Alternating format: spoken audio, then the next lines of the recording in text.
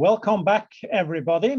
Both those who've been in breakout rooms and those who are been away from the screen and ready to talk. This is the panel session, and we're basically have the topic of corporate profit shifting, and is that really much of a problem? And I think the first paper today already addressed that in some sense. You know, is there double counting? Is the problem just related to a few big ones, and that the rest isn't really doing much of that? And we've got basically a panel here of very competent people to discuss this. We've got Jennifer Blind from the University of Pennsylvania. We got Martin Jacob from WHU. We got Ed Maydew from the University of California. North Carolina, and we've got Torbjørn Pedersen from the Norwegian Tax Administration. You probably know something about this. And then we got Peter Henriksen Ringstad from Tax Justice Network Norway. Each of the panelists has got like 1 to 2 minutes to just make a statement about what they think about the topic. And then we will open for discussion. You can either raise your hand or you can basically ask questions in the chat. To begin with, I will sort of emphasize I'd like the panelists a little bit to talk to each other before we let the whole audience in. I think that's all. Jennifer, would you like to start making a comment on this issue?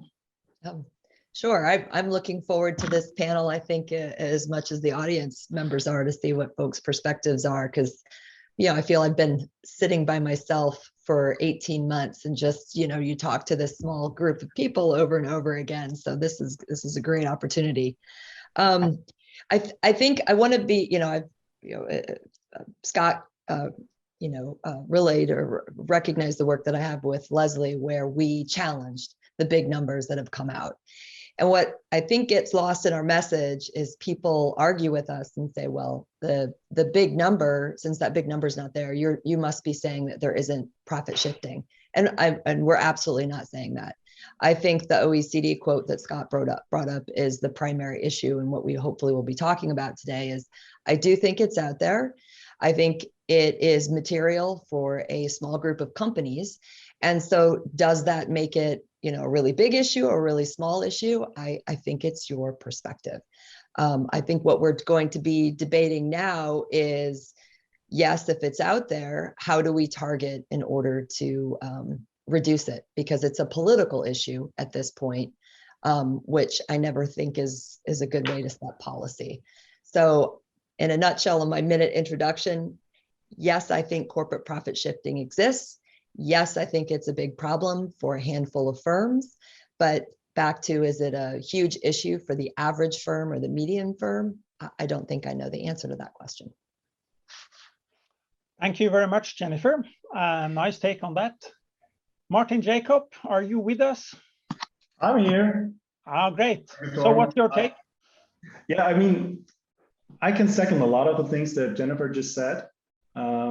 So I think the question whether profit shifting or tax avoidance is a problem, yes, but the question is how big it is and what are all the things that are done in policy making. I mean, we already did quite a few things, right? It's not just the BEPS project, the OECD, all these initiatives. I mean, if you look into the last 20 years in Europe, all the rules that have been implemented, I mean, there are a lot of things that have been done. And then we know that profit shifting went down because of these rules. Yeah, so we know that. Now, of course, what we have to think always about is what are the incentives that we set at some point, right? So we do a lot of things. I mean, I remember currently one nice working paper by Lisa de Simone and Marcel Albert, where they talk about country by country reporting, something that tries to prevent profit shifting and tax avoidance. What then firms do is just substantiate their activities in low tax countries. So is it that sometimes we do things and we achieve quite the opposite, that more activity is going somewhere else? So I think at some point we also need to think about what kind of incentives do we set so that real activity might be shifted somewhere else. So those are some things that are missing. And then the other thing that I'm always missing a little bit in that debate is that idea that also firms try to avoid double taxation. Yeah. So of course, if you have activities in certain countries, aren't we maybe overstretching the limits for the average and median firm that Jennifer just talked about, right? So the small and medium firm. What is it for them? Is it at some point just a compliance burden that becomes way too much to cope with all these rules? Yeah. In our group, we just talked about guilty, that no one understands it. I'm not sure if all the US folks really understand guilty, and I'm not even sure that firms and policymakers and tax auditors understand what they have done there. And I think those are all things that make me wonder whether we might overstretch at some point the limits in the regulation that we have. This is more provocative what I just said now, but I think we want to have a good debate, and I'm looking forward to all the comments that we have and the debate. Thank you very much, Martin. Next up is Ed Maydew. Ed, are you with us? I sure am. Thanks. So yeah, thanks for hosting this for the organizers and for inviting me to this. And it's nice to see so many folks, you know, in the squares on my screen, just like you're seeing on your screen. Folks that I have not seen for, well, some folks I see every day, but also some folks I only see as boxes on screens for the past year or so. And a whole lot of people that I wish I was meeting that I don't know. And I wish I was there meeting you and hope to meet you, you know, at some future in-person conference. So on this panel, there's so many directions we can take with this topic, but I just had some initial observations. I have many thoughts, but one is, I think even the title of the session, as well as the work that we're seeing, like let's say earlier today with Scott's work, or something that I've been thinking a lot about, which is, you know, Jennifer and Leslie's work recently on the double counting. I think it illustrates a whole bunch of things that are very general. One is that magnitude matters, and I think you could make a pretty good argument that if a research question in general is important enough to study, the magnitude probably matters for that research question, and certainly it matters in income shifting. And so why don't we see, you know, one question you might ask is, why don't we see more estimates of magnitude? Usually we'll see a little bit in a particular paper, but really we should probably see those in every paper. And then why don't we see that more often? Well, sometimes it's harder to estimate a magnitude than it is just to estimate whether something's significant or not. And another thought I had on that was, when we present estimates to researchers, clearly we know any estimate to take with a grain of salt, like some point estimate, because it's going to be your preferred estimate across a set of regressions and so forth. But from a policymaker's point of view, I worry a little bit that they might take those almost with an illusion of precision, because it comes out of some model they don't understand. And so it might be more appropriate to present like a confidence interval range, right? So even if, you know, obviously we all know this, but if the point estimate is going to have some oftentimes massive confidence interval range, even if you accept that the data are perfect and the model is perfect to begin with. I think the other thing that is well illustrated here by the work that accountants have done is that it's important to bring a diverse set of perspectives to research questions. So in tax, as we all know, we have a lot of work by economists, a lot of work by lawyers. They bring a lot of skill sets to those questions, but they don't bring every skill set. And what Jennifer and Leslie's work on the double counting illustrates is accountants have, and this is just one example of it, but accountants have skill sets and ways of thinking that are very important for addressing these questions. So, I mean, those are some initial thoughts, but I think more broadly, there's actually a lot of issues as to what we mean by income shifting. I think my impression is it means different things to different people, even within academics, but and then more broadly. And so to some extent, I think to answer this question of how much there is, it'd be hard to even compare across studies some of these magnitudes, because I think what they're conceptually trying to estimate is sometimes different. And then obviously, since they're using different models, they're going to come up with different estimates too. So those are some initial thoughts. Thanks, Ed. I think we can probably go into that deeper during the debate and the discussion. Let's hear what Torbjørn Pedersen has to say. Torbjørn, are you there? Yeah, thanks, Gudon. I think this is a really interesting topic to discuss, because that basically you have an understanding reading the newspaper that this is quite a significant challenge overall. But from a more practical perspective, which we are looking at in our daily work, I think I'm not that concerned whether of not the overall challenges, 100 or 60 or 30 billions. What we tend to see is that we still see global or multinational enterprises as an important part of the corporate income taxation in Norway. And we do see that a significant part of deductible costs from those kind of M&Es still are related to some sort of countries with preferential tax regime or tax havens.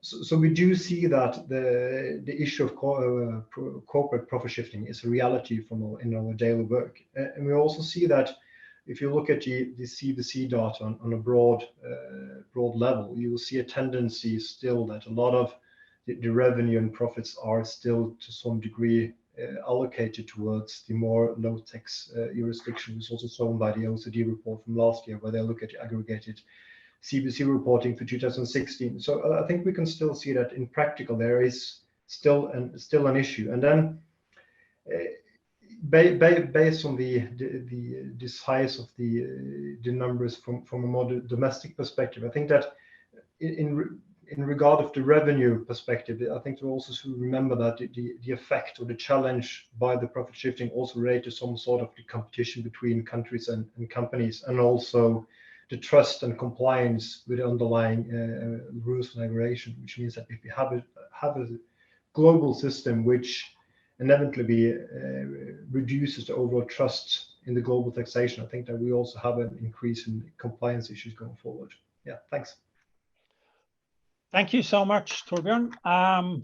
Peter Henriksen, Tax Justice Norway, are you with us? Yeah. First of all, I would like to really thank you for the invitation, and I really also feel a bit humble by the company who are really working in depth on issues of accounting and taxation. And from that perspective, my approach is a little bit of an outsider's view into what you are working on as a civil society organization that sometimes maybe annoyingly misrepresents research or draws some research in some political directions that researchers might find a little bit put on the spot. But I wanted to highlight a couple of things. I think we can agree that it's a large problem, and as is said, the magnitude of the problem is important to sort of have a clear scientific approach to researching that, and to sort of not for civil society organizations, we have a responsibility to not always jump on whatever research is finding the largest number of tax avoidance, but actually sort of trying to have a connection such as this to the research that is going on to get a sense of what is sort of the problem of different approaches. But I wanted to highlight a couple of issues from sort of the research that is being done. And one is in a study done by the Tax Justice Network called the State of Tax Justice report. There's a couple of things that are highlighted. One is that estimates of low-income countries are far higher than high-income countries if you look at percentage of what would have been collected tax revenues. However, we see that developing countries and low-income countries have a huge lack of data, of high-quality data, compared to high-income countries. So I sort of wanted to use this as also as an opportunity to ask researchers to engage with also countries that have lower quality data. I know that it's harder to get published, it's harder to get the academic for a lot of reasons to get the good quality research done, but it's very politically important for civil society organizations. I think, for instance, the early work that, for instance, Kimberly Clausing did on profit shifting was extremely important to have this be a G7, G20 political item today, so many years later. So yeah, that was just a brief input from my side, and we can go into some other things in the debate. Okay, thank you very much, Peter. Does any one of the panelists like to make a comment on the other panelists' take on the issue? Martin, you've raised your hand.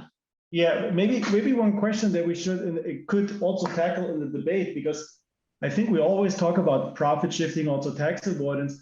I think we should also define a little bit what constitutes actually profit shifting. What do we understand as that? Is that just, let's say, having an empty shell somewhere in Ireland where we then report profits? Or would also profit shifting be that I set up a facility with 200 employees, high-skilled employees in Ireland, so that I generate profits in Ireland? Is that also profit shifting?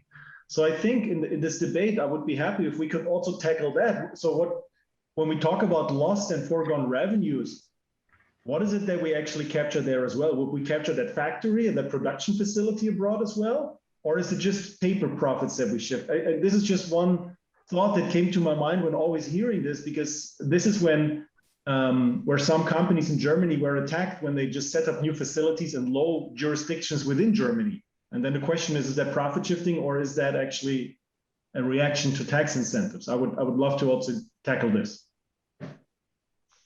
Okay, that's a good point. I would actually like to sort of follow up on one of the things that Ed was saying. He was basically saying, why aren't we seeing more magnitudes? So Torbjørn, for example, in Norway, do the Norwegian tax administration have any good feel for sort of lost revenue, tax revenue due to profit shifting? Whatever profit shifting we may have. This is what Martin said, what kind of categories. But do you have any estimates of what we lose? I think that's quite difficult to do any good judgment of, because it depends on how you define profit shifting, what you're actually looking at.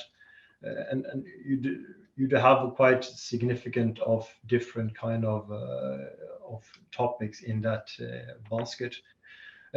We have done some consideration in regard of this transfer pricing, but it's still difficult to have a fixed number to see what kind of decrease or what the revenue loss that we have in Norway. It's also depending on how you judge the data that we have.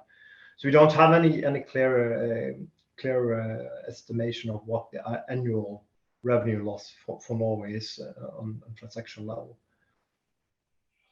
Okay, can I ask Jennifer? I mean, Jennifer, you're basically, in a way, your takeaway point was similar to what Scott During and the paper he presented, was that yes, there is shifting of profits, but it's mainly a big few that are the big culprits. And Scott was, saying maybe that drives us toward more targeted policies. In a sense, you could relate that to the OECD and the pillars and the attempt to tax the tech firms. And we have, or lots of people are saying we've already failed there. So it's up for individual countries like the UK, Spain, France, etc. Everyone goes at it. So what's your take on this? Can we achieve anything at all with targeted policies? Well, I guess first, can I kind of respond or follow up a little bit on the question about the magnitude? And I think Martin's point, I think, is really central to, can we fix the problem? So when we talk about profit shifting, what's the baseline? How much income should be in which jurisdiction? To Ed's point, why don't we see more estimates of the revenue loss? And one thing that, AA is, what's the baseline, right? That's what we talked about with Scott's model, is what is that basic model estimating that sets our assumption, given the, the spread in tax rates, in the absence of that delta, that's how much income would be in the country. But we really don't know that. And we don't know, when we figure out how much of a multinationals organization has been hypothetically shifted or lost, how much belongs to, if we take a US multinational, belongs to the US versus some other country. So we haven't gotten to that type of analysis too. We just might say, hey, I'm going to look at a US multinational, compare the US statutory rate to its foreign rate, or the rates in other foreign jurisdictions, and this is the revenue lost. it's the delta to the US rate, but it's not, because the UK loses money, or, what are the other jurisdictions? So I think that's why the work hasn't tried to make that estimate, is because you have to make a ton of additional assumptions about where the operations would be.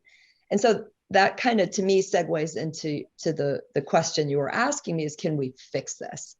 And I read back in October, Pillar 1 and Pillar 2, right? When those, 270-page document came out. And I said, oh, and here's the solution. Anytime the solution is 270 something pages, says it's going to be really hard to make this work.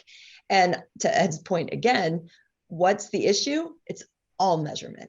The entire problem with trying to figure out where we want to, or how we're going to fix this issue for a handful of tech firms, because even if you read the G7 announcement, it's really going to target the handful of tech firms, is let's redefine what nexus is, right? Because that's tricky problem 1, where should your income be?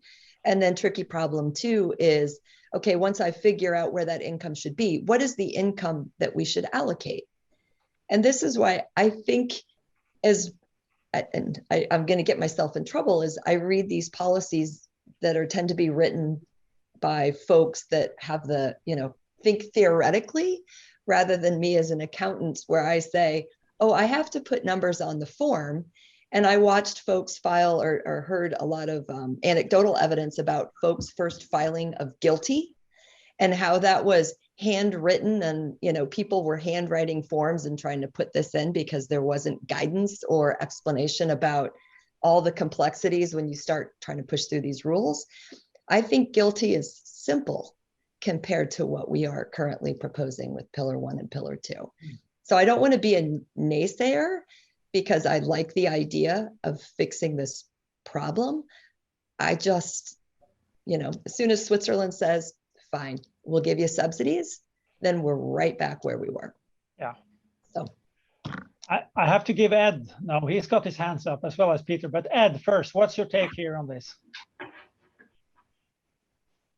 Well, I'd like to go back to Martin's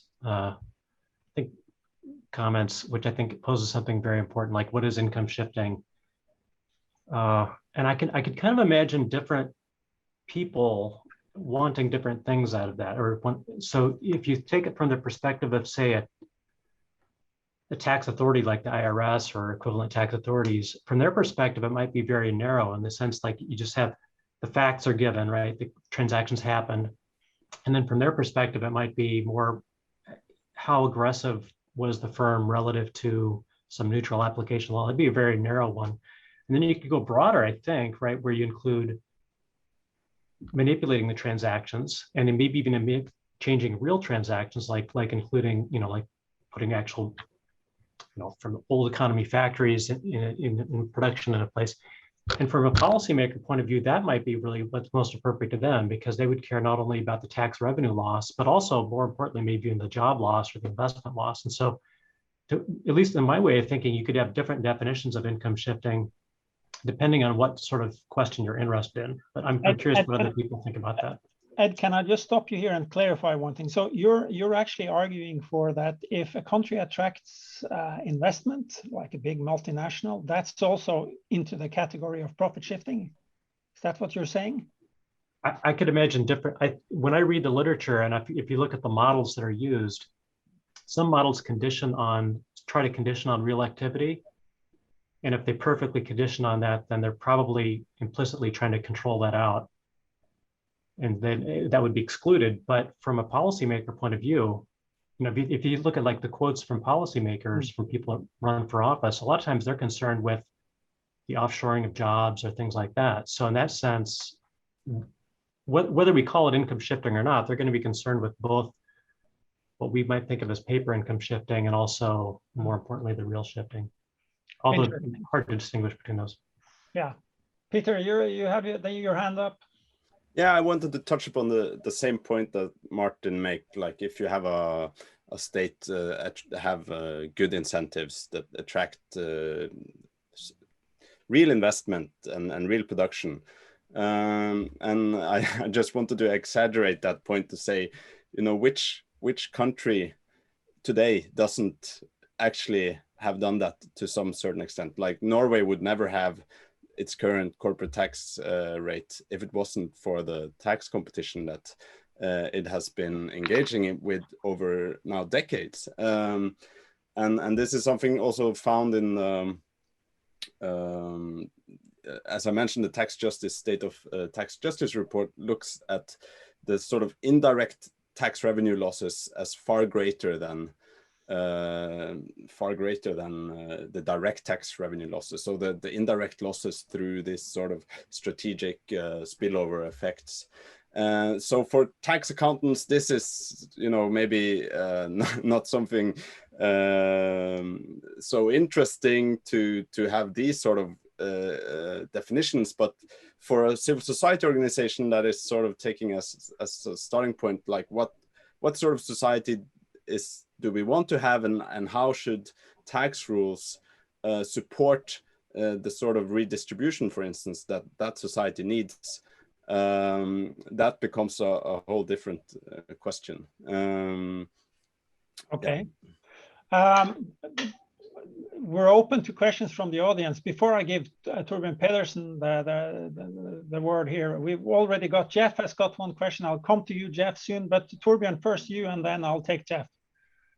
Yeah, just a few comments and reflection. I think that in regard of the profit shifting, that at least from my point of view that we are discussing is not the profit shifting where you have a change in reality, which means that if you have a change in jurisdiction where you actually do your business. From my perspective, I think the profit shifting that we are trying to targeting is the profit shifting where you are not we are shifting profit not by reality but more formality. And having said that, I think that going a little back to what Jennifer commented in regard of the Pillar 1 and Pillar 2, of course, a lot of the reasoning, at least behind Pillar 1, is trying to targeting the new, really super major firms where the nexus seems to be a really big challenge and where to actually be able to have a proper taxation. But I still think that there are a challenge all for the smaller firms in relating to the normal use of profit shifting in regard of at least of transfer pricing, where we still see a challenge where the transactions, the level of transaction is not necessarily supported on a functionality level on the entity that make the transactions.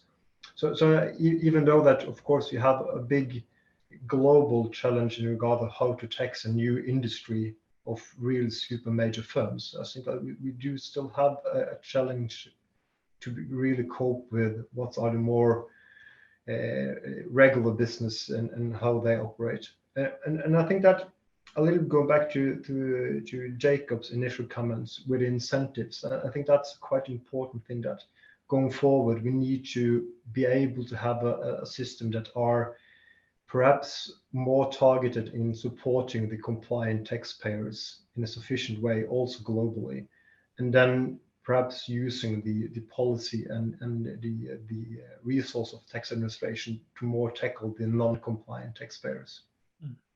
Yeah, thanks.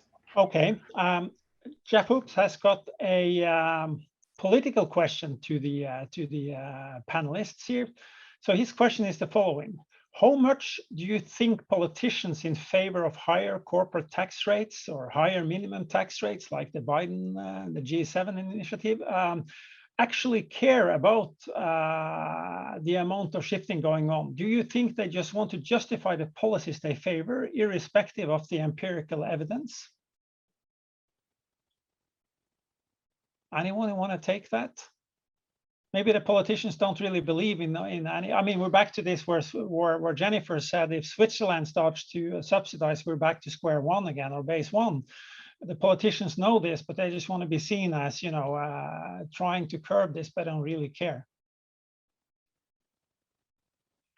Can Jennifer. I just say, yeah, I mean, I think this is sort of Peter's point, is listening, you know, to the different perspectives. Is we can't even agree that if you put out an incentive and that attracts investment, that seems to, in some people's book, define profit shifting. Whereas, I think the other perspective is to the extent that you're doing something artificial. But, if you were to ask your average politician, do you discern between these two types of, they wouldn't know. And I think I think I just saw the comment come on about Biden's minimum tax proposal, not that's come out of the G7, because I don't think we have full details there, was set to say, listen, any movement of investment is problematic too. And so to me, on a political spectrum, I think we're stuck until we can come down and narrowly say, what's the point of having tax incentives? The pillar 1, pillar 2, they're not going to carve out anything for bonus depreciation, right? They just want to say, oh, we don't want to worry about any of these differences because it gets hard. Well, the reason they don't want to carve it out is because it's a level of tax competition, right? It's just another way to compete on base versus rate.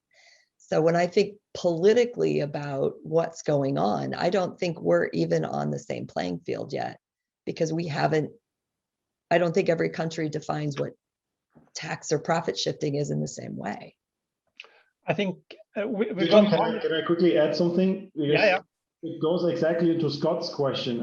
We can do all the minimum tax, and I can see the point that politicians mix those two type of actions. And we had that debate lately with one of the policymakers here in Germany, and they openly said, okay, what can you do if there are other subsidies? Yeah, nothing. You have to just basically to tell what you're saying here. Scott Deering is posing this question. So Scott has basically said that, okay, let's say we now stop the race to the bottom of the corporate tax.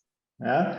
And then the problem is, if you don't compete over tax anymore, now you compete via other subsidies or direct contracts. Yeah. So there will be other things, and we cannot regulate that easily. So what I'm just saying is that we might solve the problem in terms of tax somehow with very, very complicated mechanisms, but we cannot regulate subsidies, right? We cannot regulate other things that won't show up as tax payment, but they just show up as other items. Yeah, and I think this is a little bit the problem, that countries will try to find their way to attract companies, and if it's not via taxes, they will do via labor subsidies, via other subsidies, many other things, other types of regulation. And this is just what I would be worried a little bit about. And then we don't have that much information about all of these things anymore, as much as we have with tax. Yeah, no, that's a good point. Mohammed Mardan, you have a question. You have your hand up. Yes, thanks. So I just want to put the tax administration a bit more into the focus of the game. And so since we have an expert here, and I was just wondering, because we're talking about multinationals and tax haven activities, but I was wondering, and I think that goes into the comment that Pete also made in the chat. So to what extent, if there is sort of like transfer pricing disputes between the tax administration, the tax authority, and the multinational, to what extent are these disputes happening between affiliates that are active in tax haven and with affiliates that are actually not in tax haven? So is the frequency of disputes, is that higher when there's an affiliate in a tax haven or in a non-haven country? Because there's the reason why I'm bringing it up is there's this working paper by Zuckman and co-authors, but basically saying that high tax countries have an incentive to actually go more into disputes with other high tax countries because it's just less costly for them. So I was just wondering whether there's some information or data that you can provide us with what is sort of like the disputes. Yeah, well, thanks. I just read that article quite shortly, and I think that it's quite a good description of the reality that perhaps most of at least from my experience, most of the tax challenges are between what you call perhaps more regular taxation countries. And part of the reason for that is where the profit shifting level in an M&E is. So it's not necessarily that the transaction that, if you use Norway as an example, that it's not necessarily that the transaction that hit Norway is a transaction that are used for a profit shifting initiative by the M&E, which means that it's not necessarily Norway that have a sufficient means to counter the profit shifting measures that is imposed by the M&E. which means that we then are faced with trying to find out what are the correct level of the transaction that are towards to Norway. And in addition to that, perhaps one of the reasons where also we have perhaps more dispute between more high tax countries is that a lot of the cases, the functionality between those two countries perhaps is more similar, which means that we have a more complicated facts to really understand to try to price the actual transaction between those two countries, instead of transaction with tax havens, perhaps with no actual functionality that could perhaps support the pricing of the transaction in regard of the updated transfer pricing guidelines. So I think that, and also when we do at least our internal risk analysis, we need to try also to see what kind of the level of transaction before we actually able to do any audit exercise in a specific transaction. And then, at least from domestic perspective in Norway, it's not necessarily that the transaction from a tax haven is that the level of transaction that we are able to put audit resources on. But of course, we do also see challenges of transaction related to per tax havens as well, of course. But it's a mixed picture, I think. Okay. There is a question here from John Robinson. Question number one is, he's got two questions. Question number one is it possible to reach a consensus on a reasonable counterfactual? And second, if so, can we as academics identify allocation behavior that is sufficiently unreasonable to justify remediation? Anyone? Okay. Can I follow up on Scott's point? Right? Yeah, Scott says, good, do that. Gave us the shout out. But the problem here comes back to, I think, again, Peter's issue. If they've managed capital and labor into those jurisdictions, right? How do we tease out that what would have been in that jurisdiction in the absence of those tax incentives? That's the primary issue we have in estimating, right? Because what we want to say is, where would production, where would capital, where would labor be, and where would profits be if we took away all tax incentives? That's that's really what our baseline is. And then we try to say, then add on these layers and see how things move. And I think we do a very good job, at least in accounting land, we get better from estimating what the artificial pieces are. But I think where we struggle, and I don't have a good answer of how to fix this, is, it's like it would have to be a very dynamic estimation model where we're constantly unwinding, where labor and capital, that hypothetical, what would be there in the absence of tax incentives, then re-estimate what, is artificial on top of that. And that makes my brain hurt. So I would love to see some interesting work where you have a shock. And I think Dhammika has done some, I believe he has an interesting paper. But I think we have to be clever, I think, in terms of research settings. And I'm just not sure I'm aware of a good setting to help us tease out all these pieces at this point in time. Okay. We have a comment from Terry Shevlin. Guess you all seen it. To continue Scott's point, he says we have models to estimate AP, but then there is also real earnings management, cutting R&D. The counterfactual depends on what construct of profit shifting you're interested in. And as Ed pointed out, if include proxies for capital and labor, then getting paper profit shifting. Yes, Jennifer. And KNL respond to tax incentives. Any take on this? I mean, I'm tempted to sort of return to Martin, because lots of people have been sort of responding to Martin Jacobs' comments, and Martin was a bit on the skeptical side or pessimistic side. Maybe also Jennifer could be attributed to being that, basically saying that if we fix this tax issue, if we can fix it at all, then there will be all these other issues. So the question is, should we bother them? And that again goes back to this thing that Scott Deering had. Is it worse to compete over taxes than over infrastructure or labor subsidies or whatever kind of thing? What's the worst we can compete over? Maybe on this, a tax incentive, if we have a certain tax rate, that's available to everybody, whereas a direct subsidy is probably something that needs to be negotiated, something that needs to be, I don't know, it's not entirely clear how that process works. So maybe, I mean, this is a hypothesis now. Yeah? I don't have facts on it. Maybe a lower tax is fairer than a subsidy because it does not level the playing field. I mean, the tax levels the playing field, but maybe a subsidy doesn't add up, right? So this is exactly this the state aid issue a little bit, yeah? So I think maybe, and again, this might be something for future research, or maybe someone knows already papers who can show that, maybe tax is a fairer way to compete than via individually negotiated deals. I think I'm going to stop you there on that note, because that's an excellent end remark. It sort of opens up for new research and basically challenges the whole tax competition literature to compete over different things, not only taxes or basis. And we're now having a break.